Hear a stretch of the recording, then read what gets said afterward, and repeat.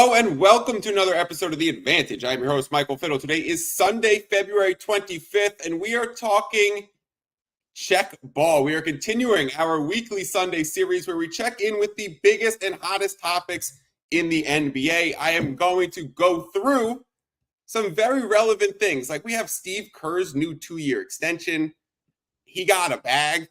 I got the fix for NBA All-Star Weekend. I'm very excited to see if my guest thinks that I have fixed NBA All-Star Weekend. We had some amazing things happen in games with some young players. Paolo Banchero hitting a game winner and crying as he walks off the court.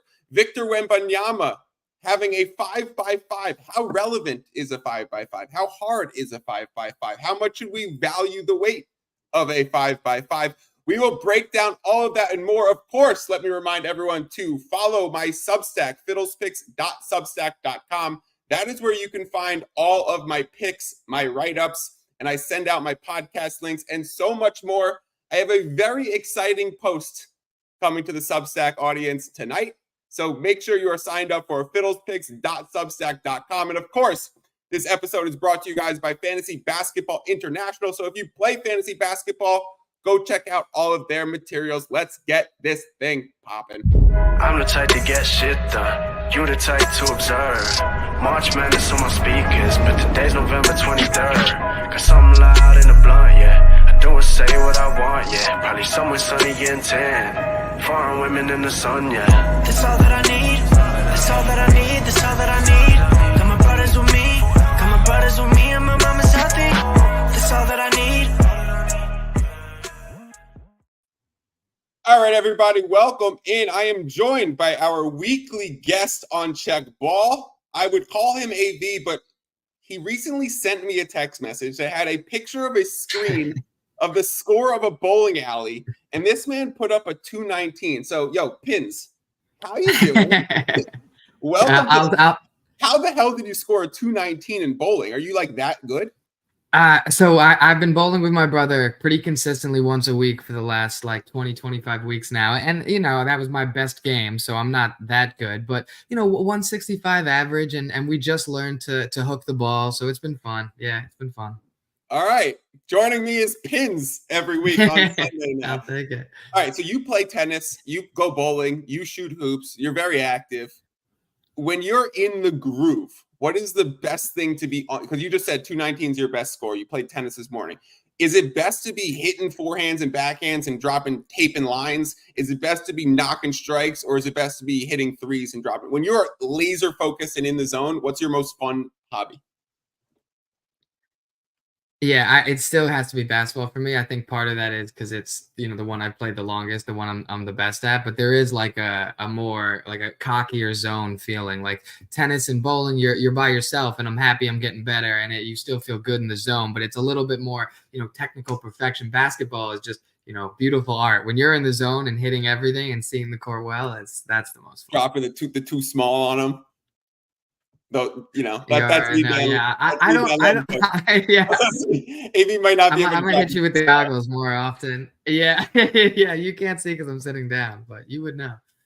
All right, let's transition over to basketball. AV. The reason why my intros lately have been a little bit off is because when I go live on the screen and then I have to put on the countdown clock, then go live, then go to Twitter, then retweet the thing, then make sure so I'm so confused by the time the 30 seconds goes up to actually start. So I apologize for my intros being less sharp than they normally are. However, let's go through Check Ball and talk about these topics. The list of topics that I sent you includes Mike's NBA All-Star fix. I think I figured it out, AB. Steve Kerr got an extension, a massive bag. You can call it 2 bags because it's such a big bag.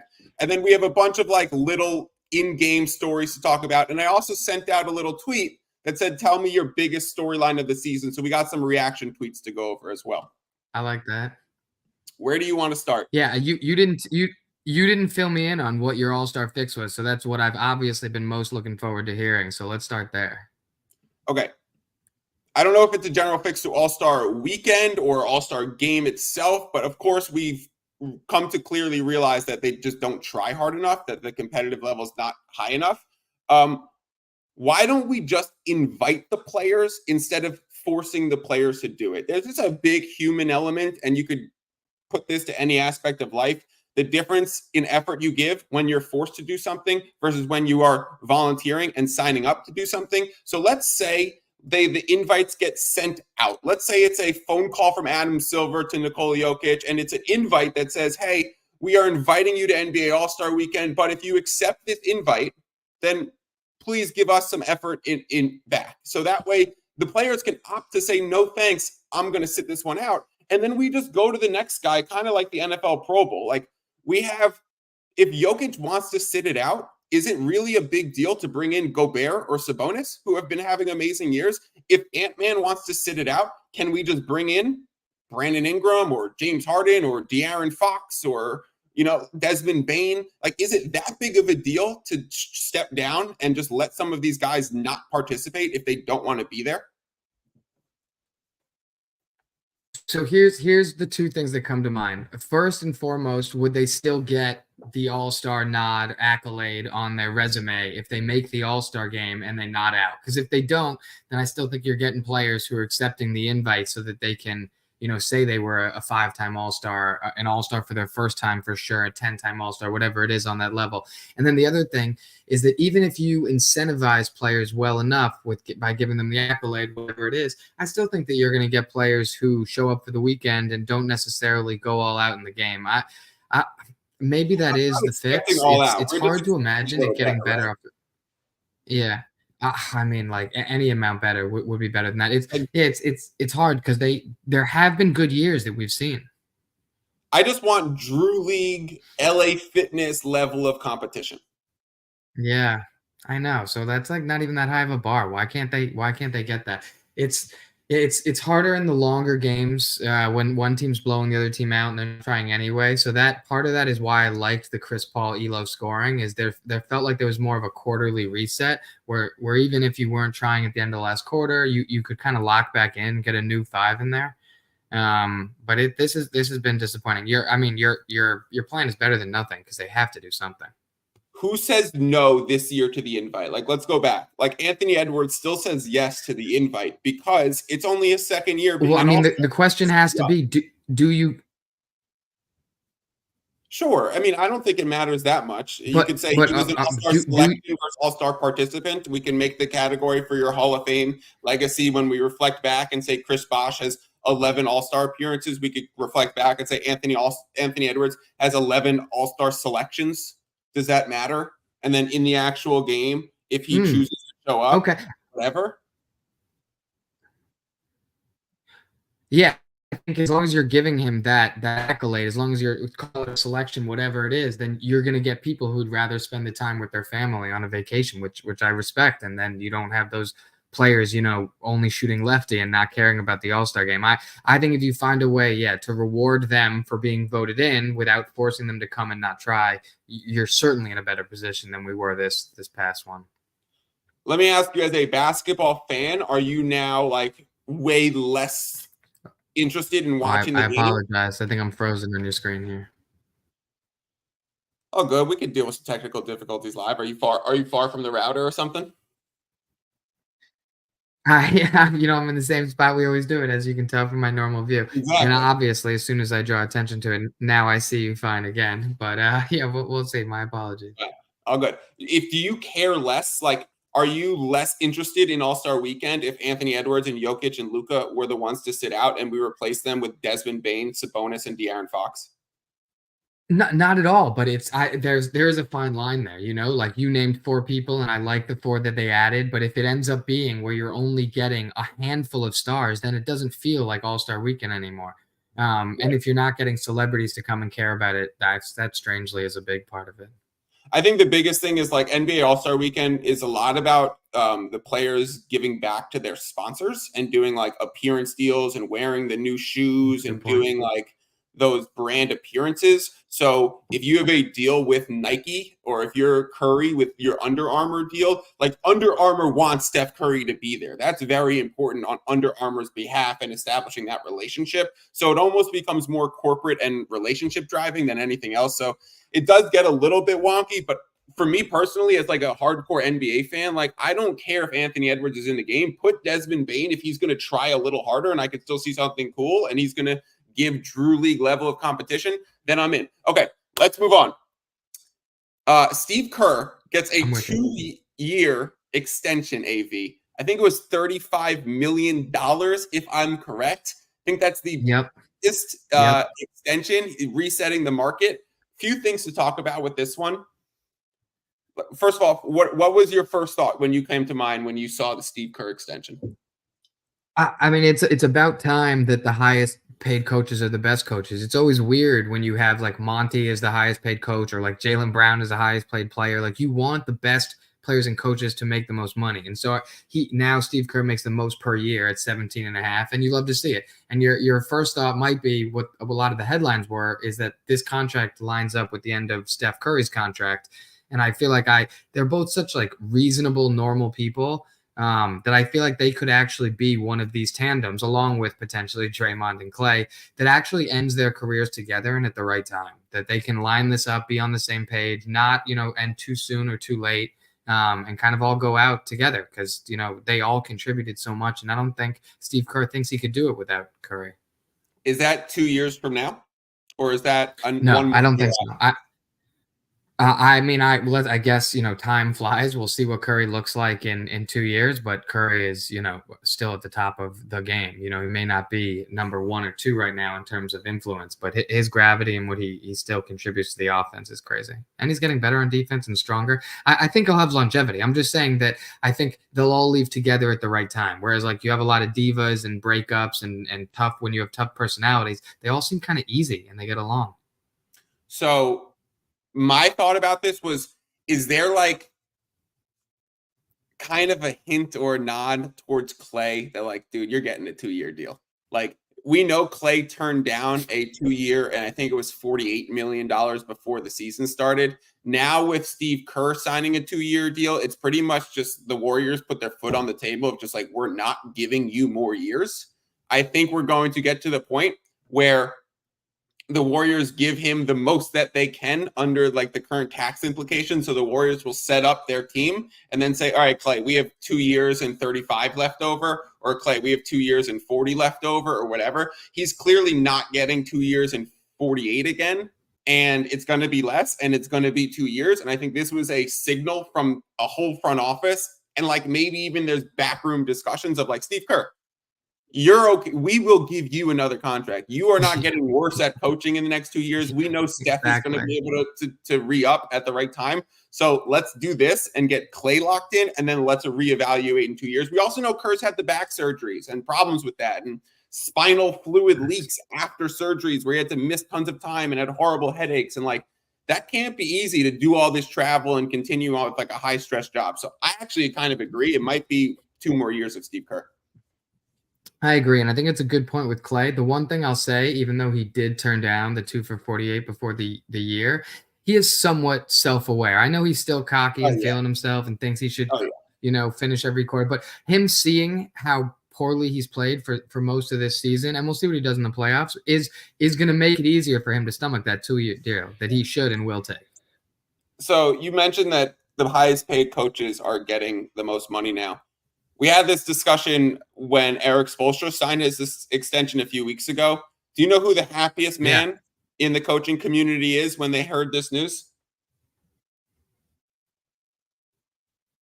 Frozen AV. Yeah, who's up for the next contract? Let me think. Who's a hot coach up for the next contract? I don't know, because Spo just got signed. We love him. Let me tell you who it is. Yeah, who is it? It's Ty Lue, with the richest owner in sports. Wow, yes, okay, good call. And they could make a real run in the playoffs this year. People have really been pro Ty Lue the last, year and a half. I think that's a great call. Good for him, getting paid. Do you think Ty Lue eclipses the first $100 million coaching deal? Does Ty Lue come in with like a 5-year 100 or 6-year 100, just monsoon? He's got Ballmer. He's kind of young. I think you make a great point about Ballmer ownership, because if like not only is the money a drop in the bucket for Ballmer, but he would like to be on the end of a deal like this, giving someone like Ty Lue this kind of money, rewarding him and making headlines for having such a big contract like this. Let's see how the playoffs shake out. It's kind of a weird time to talk about re-signing coaches, which is why it's a weird time that we're getting all of these, these coaching extension headlines. It almost like doesn't fit with where the storyline is in the NBA. But I'm happy that it's hard now. Good for him. These guys aren't concerned about if they don't do well in the playoffs this year, they're all still fine. They're all stamped in that sense. They all have rings. I think they're all pretty stamped. AV, who's the best coach this year? Who's going to win Coach of the Year? I mean, Coach of the Year usually isn't necessarily the best coach. It's who had, low expectations coming in and then way outkicks their coverage. So what team is that? It has to be someone like maybe OKC or Minnesota if they actually finish in first. Daigneault, if I'm even saying that correctly, sadly, was sort of not in the running for Coach of the Year. He wasn't going to win it last year, but got a lot of those, second, third, fourth votes, I think.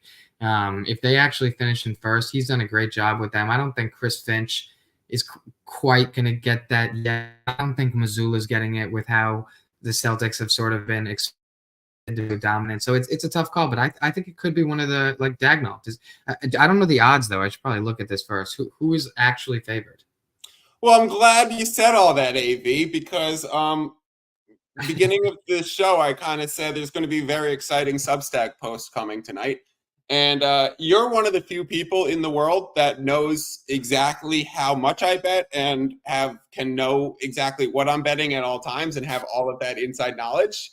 It's actually because you don't bet. So I don't mind sharing that information with you, because other times people are texting me, like, because they know I bet X amount of money. They'll text me like every day for my new plays, and just like that's not my responsibility all the time to send all these texts. I do it on Twitter, I do it everywhere else. Go find what I'm giving out, but like some of this has to remain personal.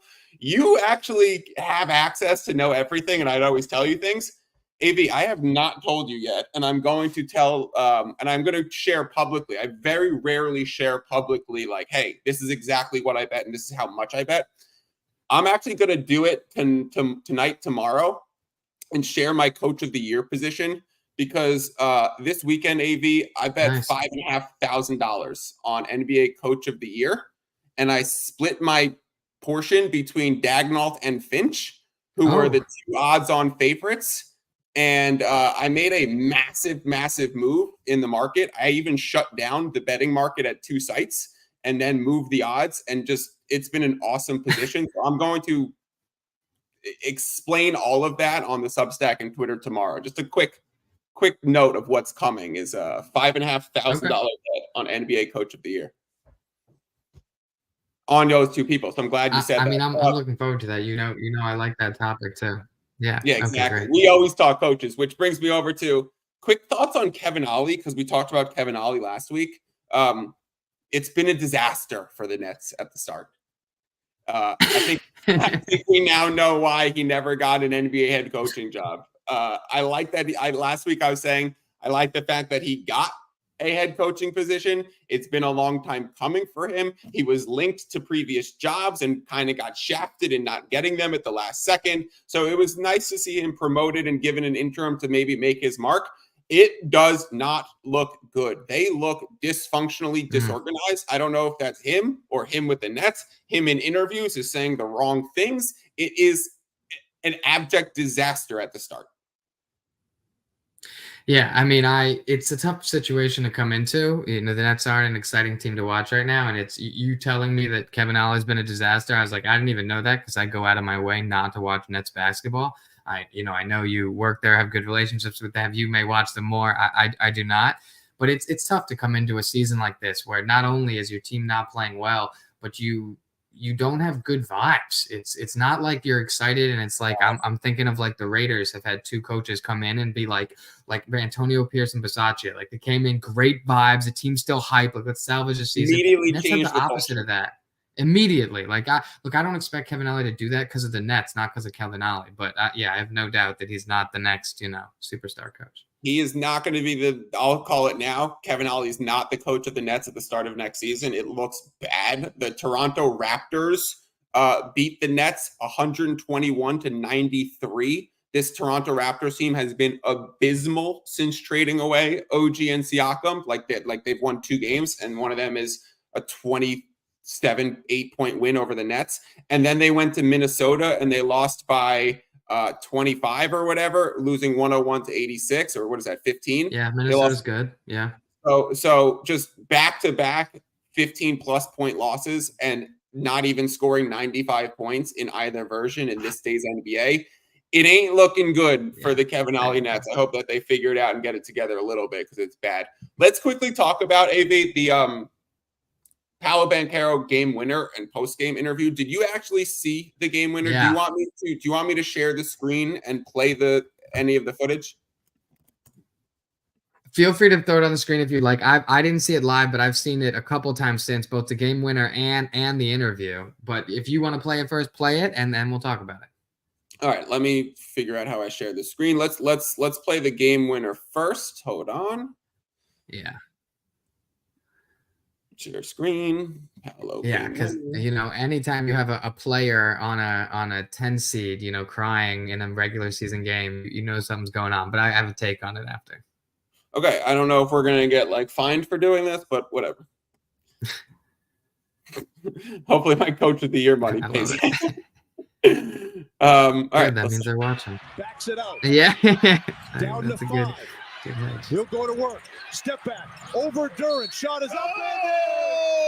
Banchero drills it. And a foul. Chance for a three-point play. Big time Banchero. Backs. AV, first question. Travel or nah? Nah. Why? On that step back? Nah. And he got him too. Step back on that dance move he just did. Nah. Let him be. That's not what we're here to talk about. Paolo's having a big moment here. It's a nice hit. Granted, it's against the Pistons, and they've kind of performed worse than I thought they would after the beginning of the season. But yeah. AV, I was on the under 226 for this game. So here it's sitting at 218 with 6 seconds left, about to go to overtime. And Paolo Banchero, let's watch this thing again. I'll mute it this time. Paolo Banchero. Who is the icing? Jalen Duran. Little step back. Let's watch the feed real quick. Oh, wait. All right. I'm watching. It was kind of a hop step. Yeah, and it's tough. You don't know when the foul starts too. Like, this isn't where I would nitpick. The Pistons, and Duran knows they got him, so you got him. Yeah. Yep, Duran knows he fucked up. Then Cole Anthony on the bench. Cole is hype. I mean, the one thing that it does say about a team like this is that they are a close-knit team. They do care about winning. This isn't an organization where they've been historically so bad. So a lot of times, even if you win a little, you get good players. You can't change the culture because you're all just so used to winning. This is an organization that sort of feels like they know how to win. They're fighting. They play good defense for stretches of the year. I kind of respect Orlando. Let's play 1 second. Let's play the post-game reaction video on the court. Paolo getting interviewed. This one was battling through an illness, but walk me through that play and just how important it was to get that game-winning shot. And it was important.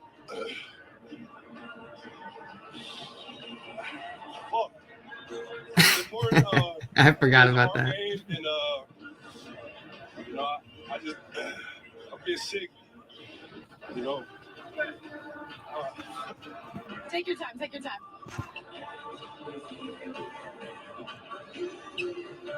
Walk me through the emotions that you're feeling right now to help this team get a win in this hard game against the Pistons tonight. Oh my God, I'm sorry about that. It's just been tough, man. I've been feeling terrible. I played terrible, and I just give credit to my teammates, man. They lifted me up the whole game. And so I don't know why I'm fucking crying right now. It's a hard game, and I'm proud of my team for sure. I gotta be honest, AV. I absolutely love it. Like, players don't really care about regular season. That's what we're told all the time. And here's a young dude playing through a sickness, having his version of the flu game, and then making a game winner and crying at the end of the game. He's playing the Detroit Pistons, the worst team in the league, and you can see the emotion on his face in a regular season game on a Saturday in February. Like, they're pretty decently positioned for a playoff play-in spot. Not much is going to change based on that, and yet he cares so much. It was actually refreshing to see. Look, I don't want to be a hater because I love it too, and I don't want to downplay that it's important that he really is like that and that team is close knit and cares and is like that. But just from like how the human body works standpoint, he's sick. He's so exhausted. You're getting interviewed there. It's like the most emotional time where you're like letting out. It's like the way that like even if when you were like sort of an adult and playing ball, like your last game of the year, you're like crying. It's like post game, you're just exhausted. You have nothing left. It's an emotional time to get hit with an interview right there. But it is still real and raw, and I like that team. Wembanyama had a 5x5, so 5 points, 5 rebounds, 5 assists, 5 steals, and 5 blocks. AV, it was the first player to do it in over 10 years, in which I was talking with a friend of the pod, Gibby Graves, and I said, "How impressive is the 5x5?" And he was just like, it's not that impressive." And then I said, Isn't it harder to accomplish than averaging a triple double for an entire season?" And he goes, "Why?" "Because we've seen it done before." And I was like, "Yeah, I mean, like in the last 10 years, it's happened quite a few times. This is the first time ever." And he was like, "Nah, because if you go for a 5x5, it would happen way more often." How impressive do you think a 5x5 is? Is it relevant at all, or is it just skip it?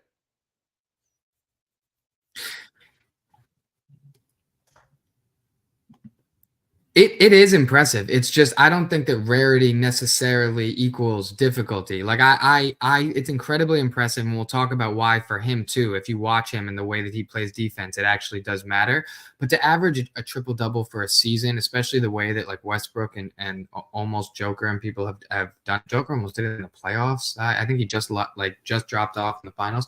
It's just you have to put in so much work. You're doing so much, even if other people have done it before. It's such a big deal versus like one-off game to be in the stat category, because blocks and steals are rarely empty stats, but sometimes you can be too focused on that when other players have such an impact defensively and are just not racking up those like gaudy counting stats.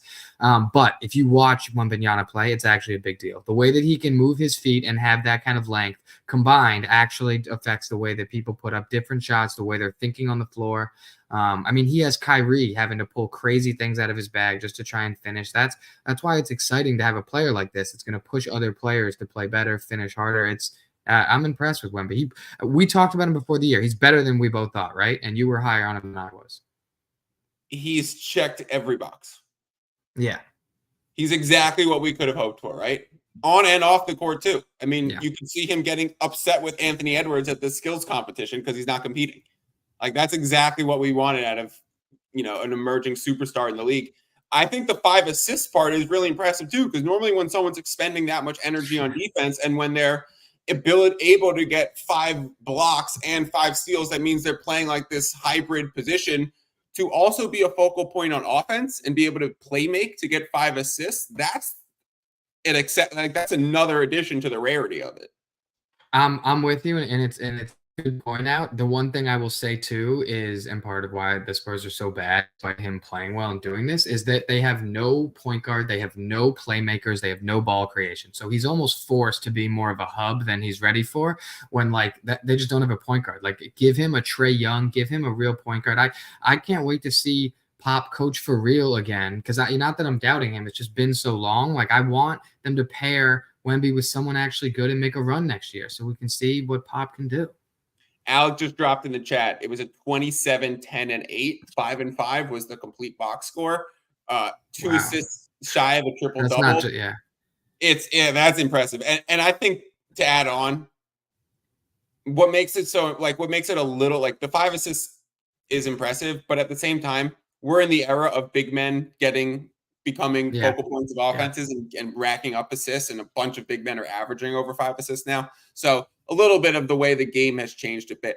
AV, before we go, we have a few takes from the audience that responded to me on Twitter when I said, what's the biggest storyline since we've come back from All-Star break? Now, I got 3 of them I'm going to hit you with. One just said, it's all about the fix to the All-Star games. That's all that we've been talking about. TBD if we have fixed All-Star game. Do you think they try the same thing again? Do you think there's actually any changes? I don't know what the changes are. I do think they try something. I think Adam Silver was embarrassed this year with his guarantee, how it shook out, and I do think they try something. Whether it's invitations, whether it's money, whether it's forcing them behind closed doors. Like, get your David Stern on, do what you have to do, make them play. 76ers not making the playoffs was one of the takes that I had. That was sent in, not from me. That was sent in from Josh Daniels. Thank you, Josh, for commenting. I'm going to pull up the NBA standings right now.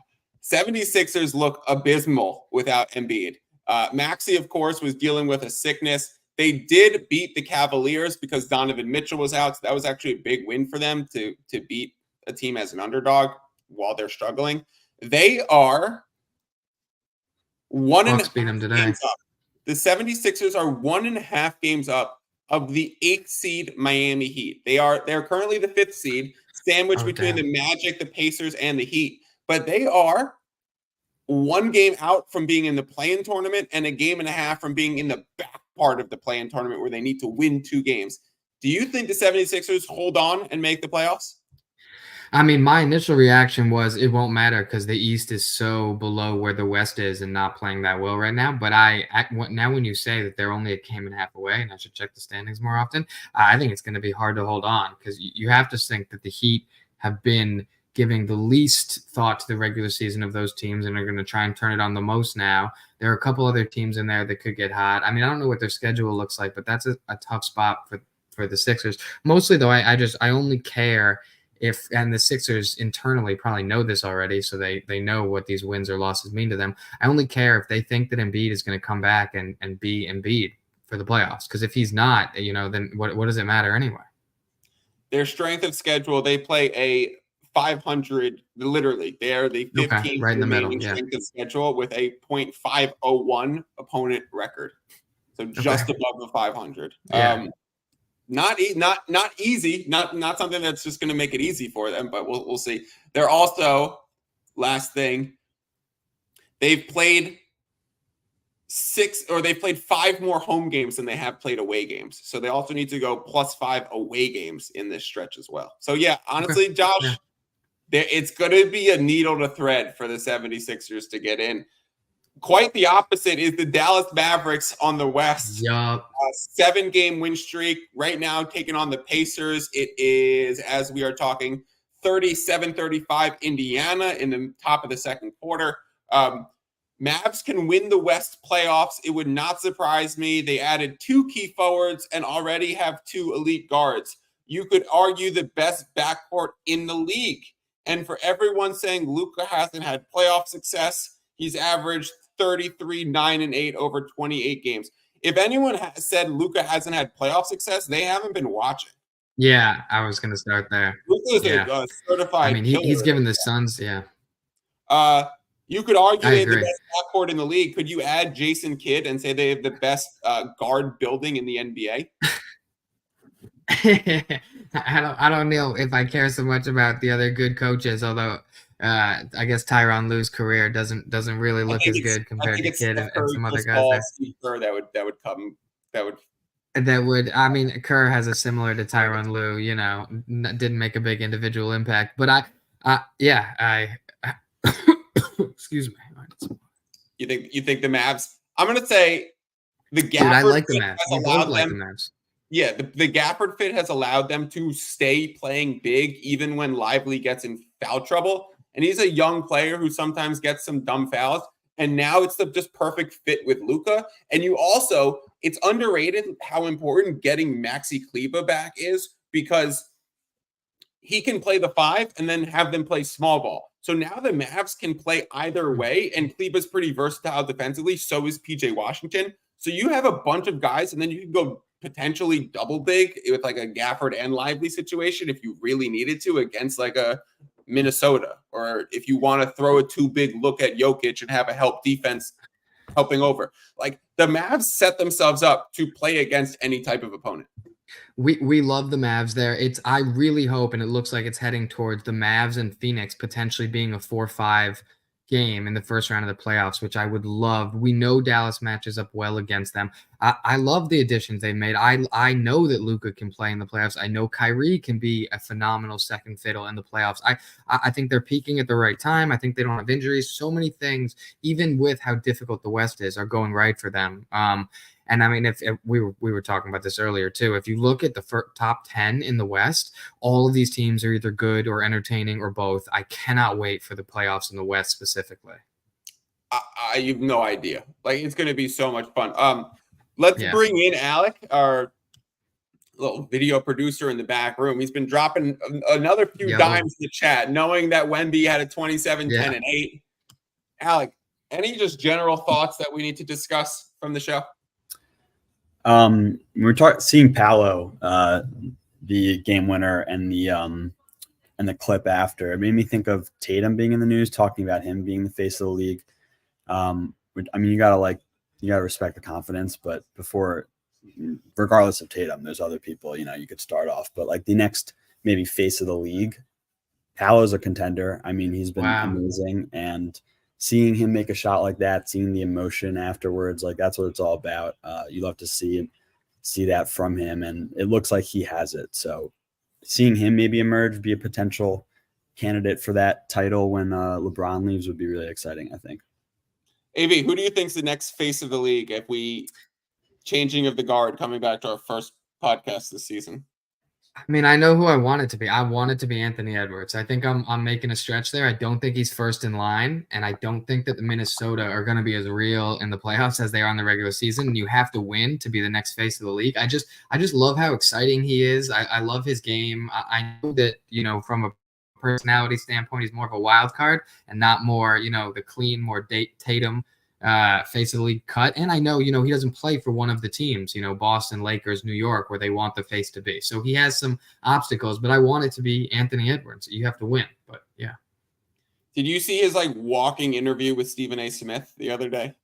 I did not. He had a walking interview. That's good. Yeah, they're walking through the tunnel together for like 3 minutes while they talk, and just sit down in chairs. I don't know why why we're making a cameraman walk backwards while he films the thing. Why we're going through the tunnel, passing other people. Anthony Edwards in that interview said him, SGA, and Luka are the 3 next faces of the league. Yeah, so now, SGA put him in. Yeah, again, I'm in on all 3 of those. Those are great choices. I know that Giannis and Joker sort of had their face of the league overshadowed because Steph and LeBron are still so hype, even if they're not winning. And Giannis and Joker both just don't care. So it's not like they're pushing to be get out of the face of the league way for Steph and LeBron. But I do think it has to be one of the youngers. SGA, a lot of it depends on which one of these teams is for real in the playoffs and wins, because it has to happen in the playoffs. The reason why it's not an easy answer, it's Joel Embiid, is because of the playoff and the health stuff thus far. Because he has a big personality. He's won MVP. Yeah. He was on track to do it again. He's still young-ish. He kind of threads the needle between both generations.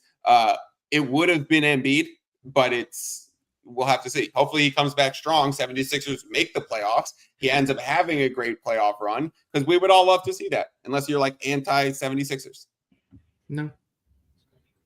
Anything else that we need to add? I'm just gonna go to ESPN NBA and see what the headline stories are, and see if we 5 players suspended for a Heat Pelicans fight. Jimmy Butler. Trae Young out 4 weeks with a finger injury. Yeah, I didn't care about Atlanta anyway, but I do feel bad that he is hurt, because he's actually played pretty well this season. And again, let's get him in San Antonio paired with Wemby. That's what I'm pushing for. Yeah. So AV, as we sign off, a bunch of people who are tailing the Fiddles picks are going to be sweating out this Phoenix Suns Lakers under. We're on the under 239 and a half to 112 with 4 minutes to go. So we're looking like we're in good shape for that one. Thank you as always for tuning in. AV, we will see you next week. I will be posting that Coach of the Year $5,000 position to my Substack today, to my Twitter tomorrow. Make sure you go check that out, because it is going to be a very fun kind of insider strategy talk and basketball talk. And if you like my content, you will like all that stuff too. As always, thank you again, Alec. Peace out. You just listened to another episode from the Fantasy Basketball International Podcast Network. Thanks for joining us. And for more information about joining our community, please check out our website at fbibasketball.com.